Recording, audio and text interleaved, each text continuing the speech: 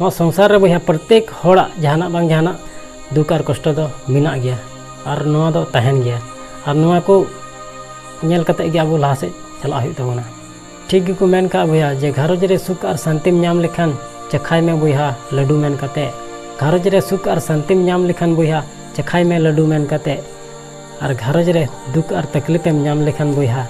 जम गद का में रान मेन कते। मा सानम को जोहार इन ᱧᱩᱛᱩᱢ ᱫᱚ ᱦᱩᱭᱩᱜ ᱠᱟᱱᱟ दिलीप कुमार आपे को आडी सगुन दाराम कागे मिटे आतु रे मिटे कोड़ा आडी कष्ट को पढ़ा चुके दिया और जहां लेकाते एन रहो उनी कोड़ा मैट्रिक दे पास के गया। जखन मैट्रिक के पास किदा बांग आदो नौकरी नाम रे आए कुरुमुटुई लगा किदा जे चिकाते नौकरी नाम किया। तबे मिद दिन उनका गे बाजार रे चलाव कान थेना और मिटे पेपर रे नेलक कान थेना उन समय गे मिटे विज्ञापने नेल नाम किदा जे मिटे असिस्टेंट मैनेजर रिया जरूरत कना। तबे खान उना पेरेज किदा और सारीगे इंटरव्यू रिया कॉल हेज आदिया आदा बतर बतर ते उना इंटरव्यू एम चलावना और इंटरव्यू रे आयमा रकम कथा को कुली किदिया आयमा रकम कथा को कुली किदिया और लास्ट को मिताय कना जे आमा ईमेल आईडी मिना ताम गया आदा उनी कोड़ाय मेंदा इने ईमेल आईडी दो बनुआ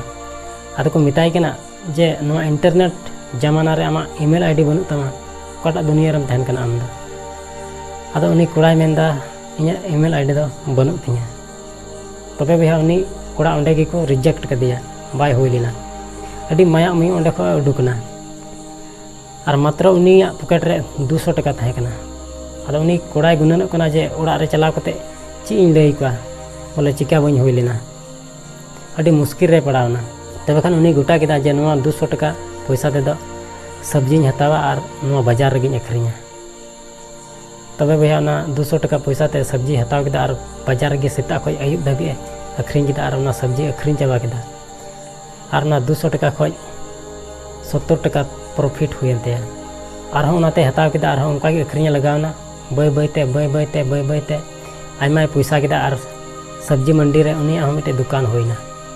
और नुना फेमस ना बांग बय बयते पिया दुकान हुएनते पिया दुकान जखन हुएनते आदो मिद दिन ओड़ाते हेजना और कोड़ा को आतुर ने मेता कना जे बाजार रे अड्डी मज बिजनेस चला कान तिया जुदी जहां पे गड़ो इनखा चलो इदी तरा पिया। तबे खान बारिया पिया कोड़ा इदी तरा के को और बय बयते नुका फेमस ना बांग जे शहर रे 12टी दुकान हुएनते और नुका चलावेनते बांग जे एटा शहर रे और दुकान खुलाव किदा।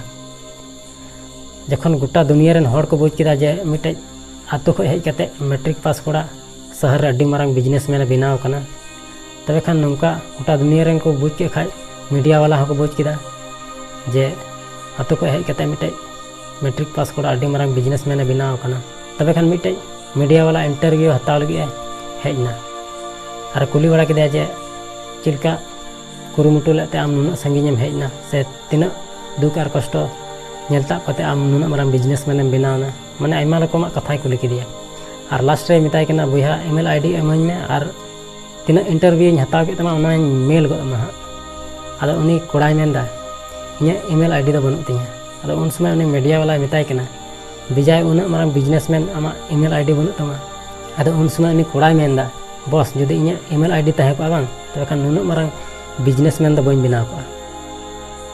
आदो उनातिन मेना बया जे प्रत्येक हड़ थे जहाना बांग जहाना टैलेंट दो मिना ताबन गया और उना नेल ठीक ताम और उना नेल ठीक कते गे आम लहा से तड़ाम में